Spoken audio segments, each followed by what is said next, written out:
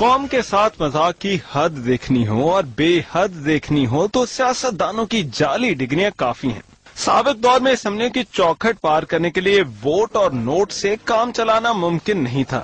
اپنے آپ کو پڑھا لکھا ثابت کرنے کے لیے ایک عدد ڈگری بھی درکار تھی، لیکن عوام کا نمائندہ بننے کا جنون کچھ سیاستدانوں کو اس نہج تک لے گیا کہ سالوں کی محنت انہوں نے چند دنوں میں کر ڈالی اور یوں بغل میں جعلی ڈگری دبائے اسمبلی میں ڈیسک بجانے اور تعلیمی پالیسی بنانے اور ان پر بحث کرنے پہنچ گئے۔ ہمارے ہاں ہر پارٹی کے دامن میں ایسے نگینے موجود ہیں جنہیں عوام کی خدمت نے اس انتہائی قدم پر مجبور کیا۔ پنجاب اسمبلی میں بڑھ چڑھ کر تقاریر کرنے والی مسلم لیگ ق کی ایم پی سمینہ خاور حیات کی ڈگری بھی جعلی ثابت ہو گئی۔ انہوں نے تو یونیورسٹی کے بی بی اے پروگرام شروع ہونے سے پہلے ہی بی بی اے کر لیا۔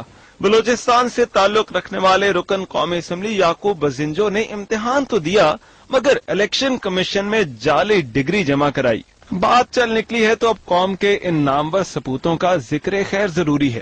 سب سے پہلے مسلم لیگ نون کے حاجی پرویز، جنہوں نے اس نئی جہت کو اپنے بھتیجے کے ذریعے متعارف کروایا، لیکن کیمرے کی آنکھ نے اس راز کو وقت سے پہلے افشا کر دیا اور حاجی پرویز کے دل سے یہ ارمان نکلے۔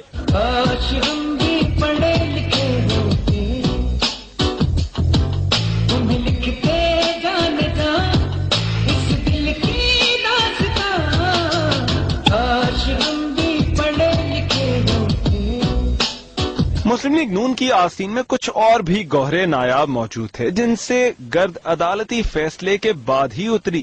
رانا مبشر اقبال اور حاجی ناصر صاحب مسلم لیگ نون کے وہ نام ہیں جن کے زرخیز ذہنوں میں ایسے نادر خیالات نے جنم لیا۔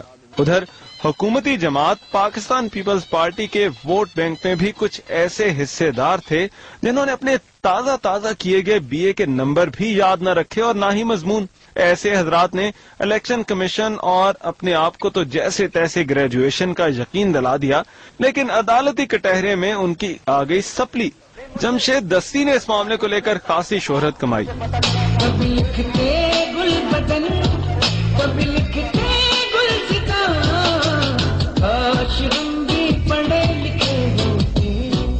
پاکستان میں اصلی ڈگری والے گریجویٹ کو تو نوکری ملنے کا یقین نہیں ہوتا اور یوں اسے ڈگری کی قدر بھی نہیں ہوتی، لیکن یہی بات ایسے سیاستدانوں سے پوچھی جائے تو ان کے لیے جعلی ڈگری بھی کسی صحیفے سے کم نہیں۔